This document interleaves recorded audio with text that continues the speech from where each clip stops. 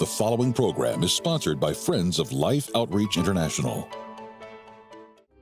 It was out of my control. There was not an event that had happened, which is what makes panic such a challenging situation. Well, why are you panicked? Well, there's no reason. Your mind finds a reason to be panicked. So I was convinced that if anybody ever found out what I was really battling, I would lose my marriage, I would lose my church, I would lose my life. Pastor Toby Slough opens up about his battle with anxiety. Next.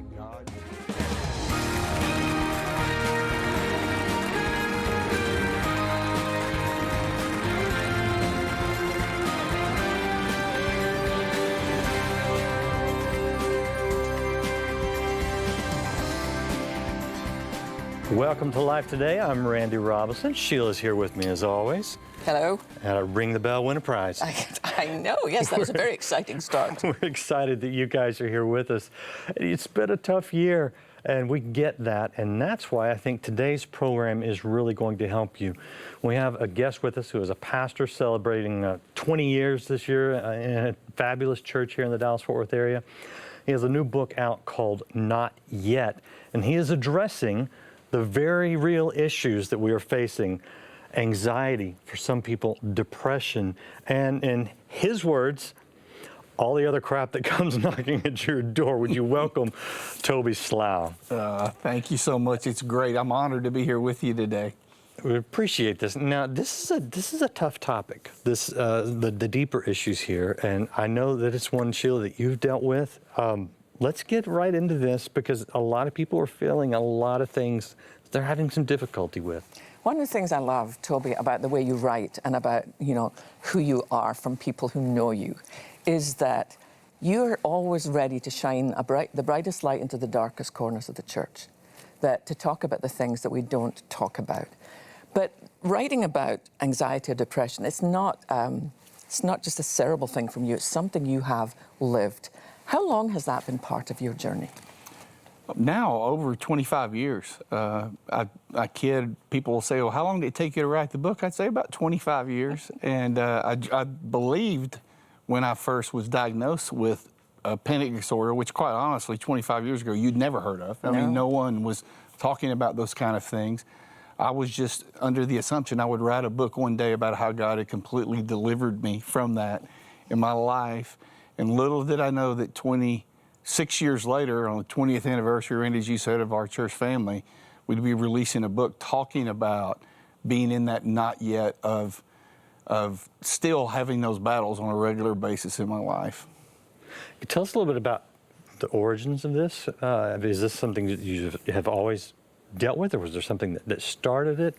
Give us an idea of where this all came from. One of the questions I get, Randy, is, was it spiritual? Is it emotional? Is it physical? And the answer is yes. It's all of those things, really. The best way it was ever described to me was if your house burned down and a couple of weeks later a fire truck pulled up beside you at a light, your heart would begin to race because it brought back that memory, which would be what we'd call being human, right? But panic is different. Panic is your heart begins to race for no reason at all. And now looking back in my childhood years, I think I battled this, just had no box to put it in. Right. Kind of shove it down for a while until that one fateful night when my heart started to race, my hands started to shake, and I sat straight up in the bed and decided I would walk it off. This is, the man thing. I'm just going to walk the hall. And 7 hours later, no exaggeration, of walking the hall, just as exhausted as I'd been the day when I'd laid down that night. And I got in a pattern of, I would feel it rising up in me, and it was out of my control. There was not an event that had happened, which is what makes panic such a challenging situation. Well, why are you panicked? Well, there's no reason. Your mind finds a reason to be panicked. Yeah. Did you see a doctor? Did you get any kind of medical diagnosis? I did. I finally, the short version is I grew up in a very performance-based, not only religion, but a home. I had a father who was a high school coach. In the 60s, you know how high school coaches were, more, better, faster. And somewhere along the way, I decided that perfection was the goal and there was no other option. And come on, how many of us know that you come to a place in life where you, in your heart, in your head, you know that's not reality, but your heart hasn't followed suit. And so after 17 days of not being able to sleep, not being able to eat, not being able to function, I finally went to see a counselor. And it was the third session there when he said, you have an anxiety disorder, and gave me that diagnosis at that time. So I had a box to put that in where now I could begin to discover and peel back the layers of what got me there in the first place. Did you experience any of, I know in my early days of being diagnosed with clinical depression, there was a lot of shame attached to that because it wasn't something we talked about. And I remember even going to fill my prescription and hoping that nobody would see me because I didn't know what it was. That something you had to work through?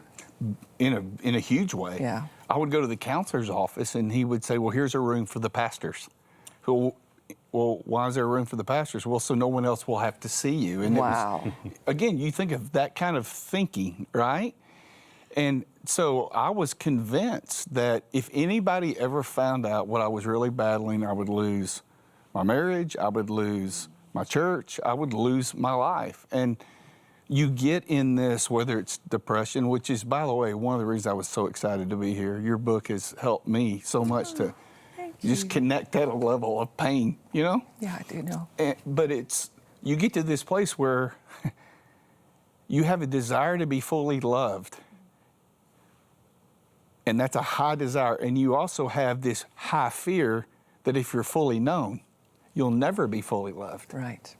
And the problem is you're never fully loved until you're fully known. And so that's, Randy, that's the vice grip you get in. I want so much to let somebody know. I want someone to know that I'm struggling, but I'm worried that there will be some kind of break in our relationship, that I somehow have let you down if I'm less than in some area of my life. It's interesting that you say that about her openness, and she's been tremendously open, and I know it's helped a lot of people. It seems like there's this diabolical lie that says if you're not perfect, you're not qualified to be in ministry or to help other people or be a father or to be a wife or whatever, and that if you just can't tell anybody, and yet the Bible says confess your sins, but I think that covers our faults, our struggles to one another. Why? So that you can be healed. Exactly. Being able to talk about it, has that been a really critical part of being able to even cope with it? It has been the most critical part. I think the thing that has broken my heart the most is when I share, and I've shared this literally all over this country and other countries, this story through the years that, by the way, in 2003 began on this stage, in this program, when I began to talk about in the early days. What broke my heart, though, was how many people were saying how courageous this was. There's no courage in me. It was survival. Right. Like, if my desire is, again, I want to be fully loved, you have to be fully known. And so the greatest weapon I have is the words of James that you quoted, is to confess. This is an area I'm struggling in. I'm not where I ought to be. And that, for me, is a huge part of finding freedom, even when you face that battle. What do you say to people who, because I know I've had this, if you had more faith or, you know, God wants to give you a miracle, how do you address that? Because I get so many heartbreaking letters from women saying that, well, I got one the other day, my dad committed suicide. I've been told he's in hell, which just drives me nuts. My dad committed suicide, and I know that Christ carried him home. What do you say to that kind of ignorance in the truest sense? Well, the first thing I would say is I tell them stories about people I have prayed for, and that they have emailed me and said, I felt something lifting. And we go, okay, let's think about this for a moment. I prayed for the vessel God used is one who is still in the middle of that battle. And so God's ways are not our ways. The other thing I would say is you would never tell a diabetic that if you had more faith, you just pray. This is an illness, and as long as we can begin to understand this is an illness, can God heal? Of course he can heal. It's well within his power. I have come to the place, there's not a day goes by, I don't ask God to lift, especially in this season. Me too. but I don't have to have him do it for me to believe that he's real. That's huge. That's huge right there. Where I began to, I believe, heal spiritually was when I came to the place to understand that how ridiculous it was for me to put conditions on a relationship with a God that loved me unconditionally. Like, God, you'll never believe what I'll do if you'll do this. You'll never believe what I'll do if you will do this. And that, when you get into a place where I have to have this for you to be real, there's illness there. There's a self-perpetuating. So I believe God can heal me. I just don't need him to heal me for me to believe that he's real, that he's alive, that he's working in other people's lives. Yeah, this is very difficult for a lot of people, and I know I've had these discussions. And the title of your book is Not Yet. So yeah, I mean, we affirm that God can. I think the hard part is why hasn't he? But yet we also know that there are biblical examples where he let people stay in the struggle because he was working something that he wanted to work through the struggle. Where do you land on the God, why haven't you? Will you ever? You know, those tough questions. Well, here's two things I believe. One, I believe that freedom is not the absence of depression or anxiety, it's the presence of Jesus. Yes. So when I begin to redefine what it means to be free, freedom doesn't mean you don't battle depression from time to time, that my heart doesn't race from time to time. Freedom is the presence of Christ in the midst of those situations, the strength, the hope, the power. That's what freedom is. And then you go to the life of Paul. You know, I was able to go to Greece a couple of years ago, just the grace of the Lord, some generous people, and go on a trip following the footsteps of Paul. And they said, we're going to see all the places he wrote these famous sayings. I can do all things through Christ who gives me strength. Right. We never found the plaque that said, I pleaded with the Lord, and he said, no, my grace is sufficient. My power is made perfect in weakness. Nobody puts that on a mug and sells it. No, I was begging God for this thorn in my foot. God said, no, my grace is sufficient. The greatest church leader this side of the cross said, God said no to the thing I wanted the most. Wow. And yet he lived in freedom. Yeah, and many of the words that he wrote that we're encouraged by, he wrote from prison. Exactly. Yeah. You know, I would imagine when you sat down to write Not Yet, it was before we were living in the biggest not yet that any of us have ever known. How are you, like as a pastor during this time, how are you being able to be there for your people? And what do you see people experiencing? Because there seems to be so much despair, genuine despair. Yes, it is. And I had no idea we'd live in this moment. But the book is about living in uncertainty. The book is about, can you flourish? Not just get by, but can you flourish when you're not sure what the end of the story is going to be? And so in our church family, there's been such a repetitive nature to this message of we believe God can do anything, but we don't need God to do something to believe that he's real, that I think it's better equipped us. Yeah. In other words, it's not a programmed Christianity that if you do this, God will do this. So we hang on to Romans 8:28. When everything is uncertain, what are we certain of? That God is working to bring good. Yeah. That there's something God is doing amongst us, in us. It's not a lot of fun. It feels like crap. But God, what he's going to bring out of that is going to be something powerful. I think that's what hope is. Yeah. You know, there's a phrase, I want to get it right, in your book that I found was interesting. I think it was unforced rhythms of grace. Yes. It's an interesting phrase. What exactly do you mean by that? I mean that because of this thorn in the flesh the Lord has given me, if I can use some Pauline theology, there are things that I have got to do. There's got to be a part of the rhythm of my life for me to experience the fullness of God's presence and power, no matter what's going on. And I think this is what Jesus was saying when he said, are you tired, worn out, burned down on religion, as Eugene Peterson? You know, come to me and you will recover your life. let me teach you the unforced rhythms of grace. And for me, the unforced rhythms of grace is a perspective that when I practice these things in my life, I'm going to be more open to God's presence that was always there. What is that for you? Well, I just think where we've made a mistake is this isn't a cookie cutter approach. Yeah. That there are ways that you experience and are aware of God's presence that someone else is not. Right. So when you say when you practice these things, your things may not be my things. Exactly. What were some of your things, though? I'm curious. Well, for me, there are things like the water is one of those things for me. There's something for me about a connection with God on the water. And so I live very close to the water. And I'm telling you, Randy, it has saved my life. I totally get that. It's literally saved my life. In the midst of this pandemic, it saved my life. I know that in the middle of all this, that at the end of the day, I'm going to go down by that water. I'm going to turn on a worship song. And me and God are going to we're going to do some business together. Yeah. And that I'm going to need as much the next day as I had it that day. And so for me, time at the water is important. For somebody else, that's just water. Right. Yeah. Right. That's the part, I think, of the beauty and the uniqueness of God meeting us right where we're at. One of the things that I've been doing, because most mornings when I wake up at the moment, I tend to feel pretty down. So I go out my little balcony and I read a psalm out loud.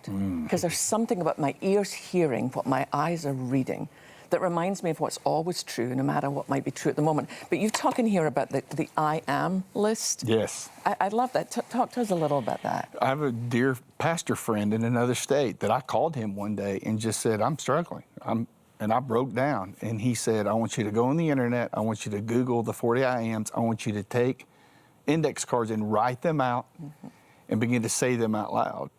And I still have those index cards now, almost 20 years later. Wow. Where I wrote the 40 statements of who God says that I am.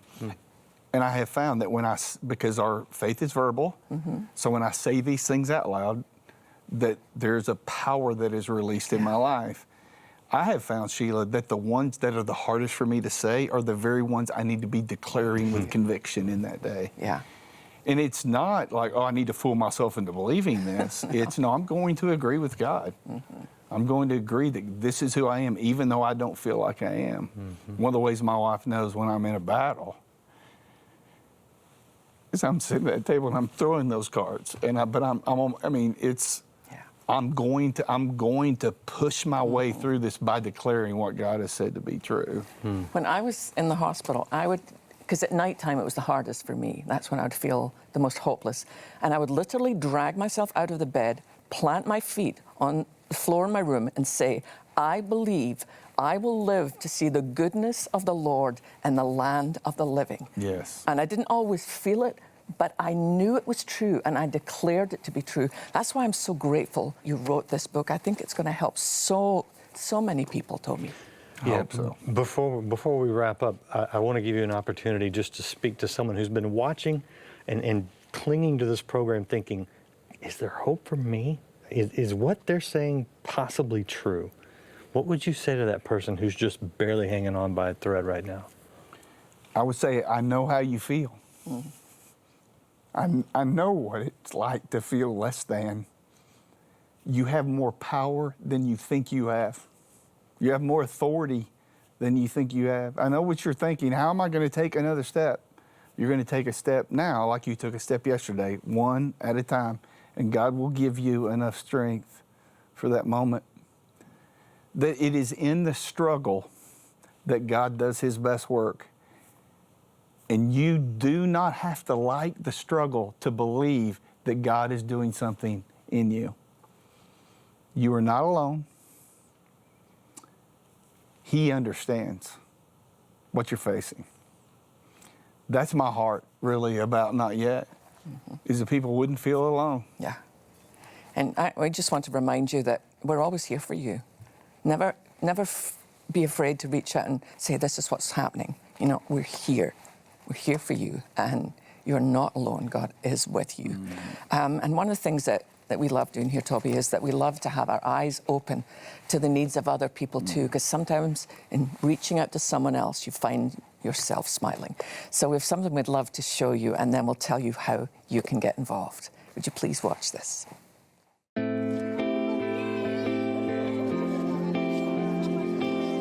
We're approaching the time of the year when Life Outreach does its Christmas Shoes and Smiles campaign. The smiles are for corrective surgery, but what we're doing today is we're giving these young boys and young girls shoes for the very first time. You can actually see the importance of what we're doing because look at this little girl, Veronica. She's got these sores on her feet already. She's obviously never owned a pair of shoes. She's been walking around bare feet. They just tough it out and they play. But we found out right here in this area that hookworms get in the skin, get in the bloodstream, ultimately into the intestines, and cause very serious disease and sometimes death. And we can turn it around by just simply giving them shoes. Something as simple as a pair of shoes can really change a child's life. This is a happy place today. Look at this face. Who would want to give her a gift for Christmas? So thank you so much. On behalf of her family, those who love her, I think you've put the biggest smile on her face that we've seen all day. So thank you. Thank you for the gift of shoes. Thank you for the gift of life. You go run around.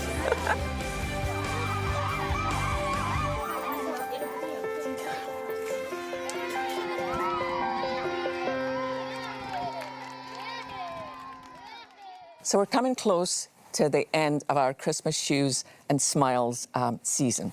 And you're probably thinking, well, isn't it a little early to be talking about Christmas? Well, no, absolutely not, because we want to get these shoes to these children in time for Christmas. You know, so often Christmas has just become commercialized in our country. It's all about what can I get? And then we end up with a pile of stuff we don't need. So I want to invite you into this glorious adventure of giving and the impact that that makes in your own life. You know, for just $3.60, we can send a pair of shoes to a child. I mean, that's absolutely nothing. And so I think as a family, why don't you take this on as a project? Encourage your little ones to give a little bit of their allowance, to think that they're going to impact a child's life in a country that's, you can show them where it is in the map and say, look at the difference you made. So I'm just inviting you to join us. And also we do Christmas Smiles. Children born in some countries with cleft lip or cleft palate, they're almost looked on as cursed by God. Can you imagine as a mum or a dad not being able to see your child smile? We can change that. $500. And we're able to provide surgery and a new life to these children if we all do it together, Randy. Yeah, and you know, I know Toby's message has really impacted a lot of people, and we want to offer you his book, Not Yet, as some hope, as some encouragement as we head towards this Christmas season. I know that in itself can be difficult for a lot of people. So if you're one who just needs a little hope and encouragement, or you know someone that needs it, request this book today. Today, I think probably the only day you'll be able to get this on the program.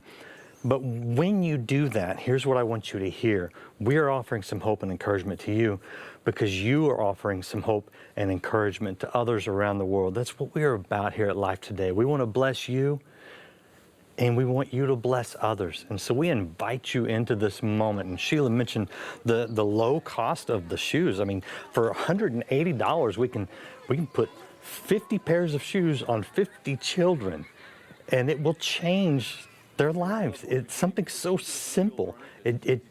It really does impact not just their health, but it just puts a smile on their face. And then, of course, the surgeries. Average about $500 for a corrective surgery for the cleft lip, the cleft palate, which literally puts a smile on a child's face. But here's what I just want you to hear today. We, as God's people, we are His hands, His feet. We are His expression of love and everything, every great quality that God is on this earth. And we do it when we reach out and we meet people's practical needs. That's what I'm asking you today to do online, on the phones, and you know, $36 for 10 pairs of shoes, $1,000 for a couple of surgeries or a surgery and some shoes, $10,000 if that's what God has blessed you with and put on your heart. It's just answering the call to be the body of Christ and to offer that hope and encouragement around the world. Do it now. Poverty is a killer, and because of it, children needlessly suffer, not only from a lack of food and clean water, but also from a lack of things we often take for granted, like a simple pair of shoes. Far too many children living in extreme poverty have never owned a new pair of shoes. And while that may seem minor in light of all their needs, walking with bare feet puts them at risk of life-threatening infections and disease that could lead to crippling consequences and even death. By responding today, you will help secure and make ready 150,000 Christmas shoes to be shipped and delivered to children around the world just in time for the holidays. Your gift of $36 will help provide 10 pairs of shoes. A gift of $72 will help provide 20 pairs, and a gift of $180 will help provide 50 pairs of Christmas shoes for children in need. As a thank you for your gift of support, be sure to request this beautifully crafted blue crystal shoe ornament, a treasure to display at each Christmas. With your gift of $100 or more, you may also request this keepsake boxed set of all life's Christmas shoe ornaments. Finally, please consider a gift of $1,000 or more to help provide 275 pairs of shoes, or 2 children with corrective cleft lip or palate surgeries, and you may request the beautiful A Mother's Strength bronze sculpture. Please call, write, or make your gift online today. You know, I'm standing here with these children, and they're just a small example of children all over the world that they deserve to be considered and loved and cared for. And we have an opportunity to do that right now among these children and those around the world, to put some shoes on their feet, to give them a chance in life. And I ask you to help us do that. It's just a simple request, but a very urgent and important one. Please join with us. You'll get such great joy out of it. I know you will. God bless you, and thank you. Thank you so much. Keep calling. And as Randy said, for any gift at all, we'll be happy to send you Toby's book, Not Yet. We're all living in the not yet, but Jesus wants to be very present in the not yet. Absolutely. And we're so grateful to you. Thank you so much for being our guest. Thank you. Yeah, It's thank great you to be here. Thank you for sharing your heart and just for encouraging so many people. Thank you guys for watching. Everyone out there watching live today, join us again next time right here for more words of hope, more words of encouragement, more life.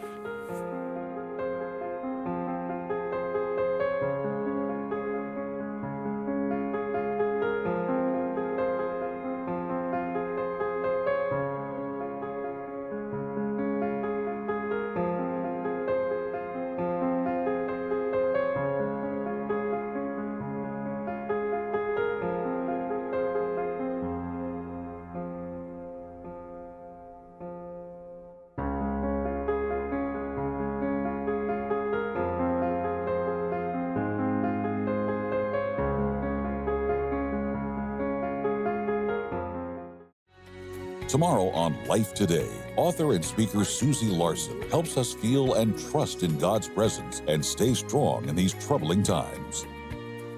Life Today is made possible by the supporters of Life Outreach International. Your gift will be used exclusively for the exempt purposes of life. The ministry features specific outreaches as examples of the programs it supports and conducts. Gifts are considered to be without restriction as to use unless explicitly stipulated by the donor. The ministry is a member of the ECFA.